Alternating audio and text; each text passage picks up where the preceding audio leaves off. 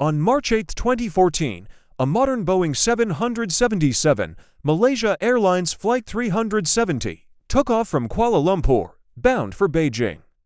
40 minutes into the flight, it vanished from the sky. No distress call, no warning, no trace. On board were 239 people, a mix of passengers and crew, their lives and stories abruptly cut short. The aircraft, one of the safest ever built, simply disappeared from civilian radar screens, leaving a void of information and the start of a global mystery. How could a 200-foot-long jetliner, equipped with sophisticated tracking technology, disappear so completely in our modern, connected world? The initial hours turned into days, then weeks, and now years. The world watched, waited, and wondered. For the families of those on board, the silence was deafening, a painful limbo with no resolution. The disappearance of MH370 became one of the greatest aviation mysteries of all time, a puzzle with countless pieces, but no clear picture, a haunting question mark hanging over the vast, empty ocean. The last moments of communication from Flight 370 were chillingly normal. The flight was handed over from Malaysian to Vietnamese air traffic control.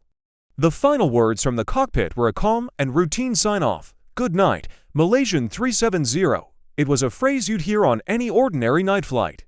But what followed was anything but ordinary. Just minutes later, the aircraft's transponder, the device that broadcasts its identity and altitude to civilian radar, was switched off. The plane became a ghost on air traffic control screens. At the same time, another communication system, AUKARS, which sends automatic updates on the plane's health, also went silent. The timing was suspicious. It suggested a deliberate act, not a catastrophic failure.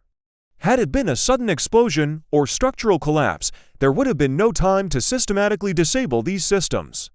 Instead, they were turned off in a sequence that pointed towards someone in control of the aircraft. Without a distress call, the world was left to guess, was this a technical malfunction or something far more sinister? While civilian radar lost the plane, military radar told a completely different story. Unbeholden to transponders, military systems track objects in the sky using primary radar, which bounces radio waves off the aircraft itself. Their data revealed a shocking turn of events.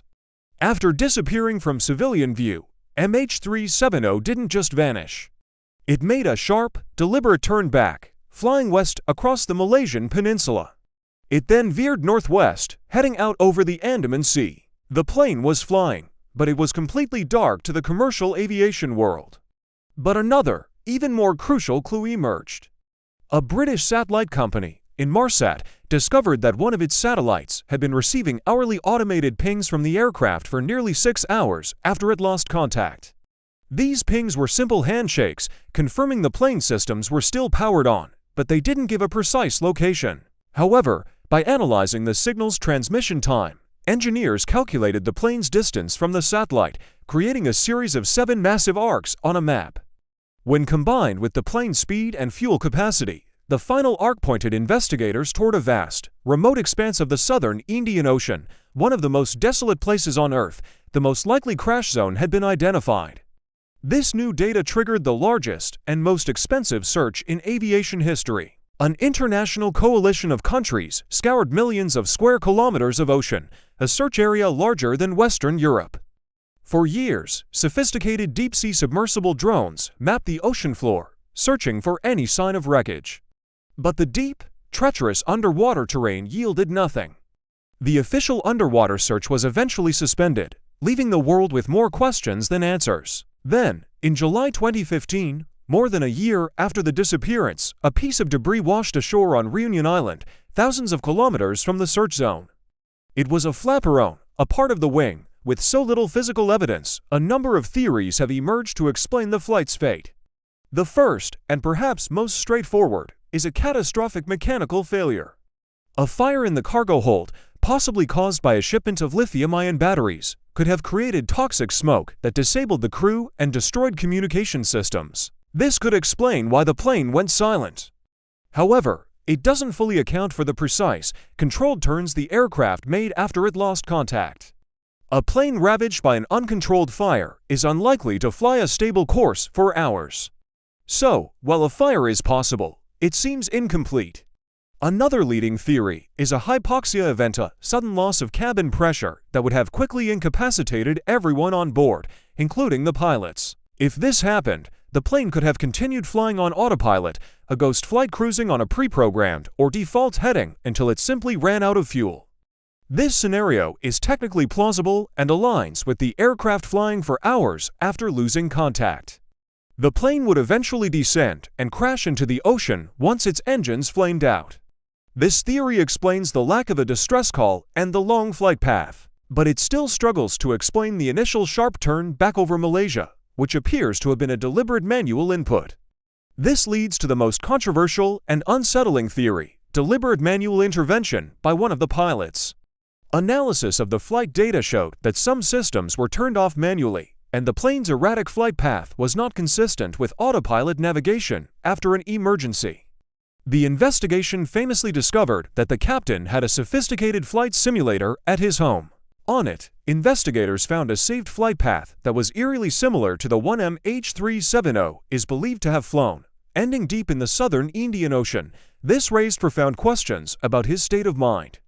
However, investigators have stressed that this is not a smoking gun. There is no conclusive proof of intent, no motive, and no note was ever found.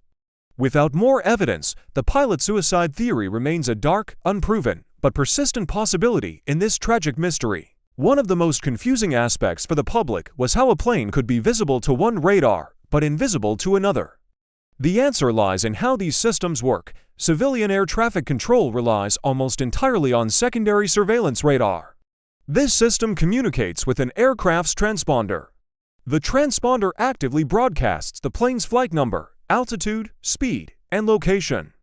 So, when the transponder on MH370 was turned off, it effectively became invisible to civilian radar operators. It was like switching off your phone's GPS. Military radar, on the other hand, uses primary surveillance radar. It works like a simple echo.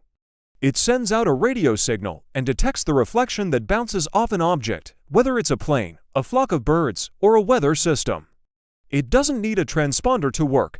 This is why the military could still track MH370 as a raw, unidentified target after it went dark to civilian controllers. This critical difference explains the conflicting data in the early hours of the search and provided the first clue that the plane hadn't just fallen out of the sky. A decade later, the ultimate fate of Flight 370 remains unknown. Without the wreckage and, most importantly, the cockpit voice recorder and flight data recorder, the black boxes, the truth is likely locked thousands of meters below the surface of the Indian Ocean. The satellite pings gave us a path, and the debris confirmed the ocean, but the why remains the great unanswered question. Was it a tragic accident, a technical failure that spiraled out of control, or a deliberate act of unimaginable scale? For the families of the 239 people on board, the search for answers continues. As technology advances, there is hope that new search methods may one day locate the main wreckage. But until that day comes, MH370 remains missing. And the mystery lives on. What do you think happened to Flight MH370? Let us know your thoughts in the comments below. Thanks for watching, and if you found this video informative, please consider subscribing for more deep dives into compelling stories.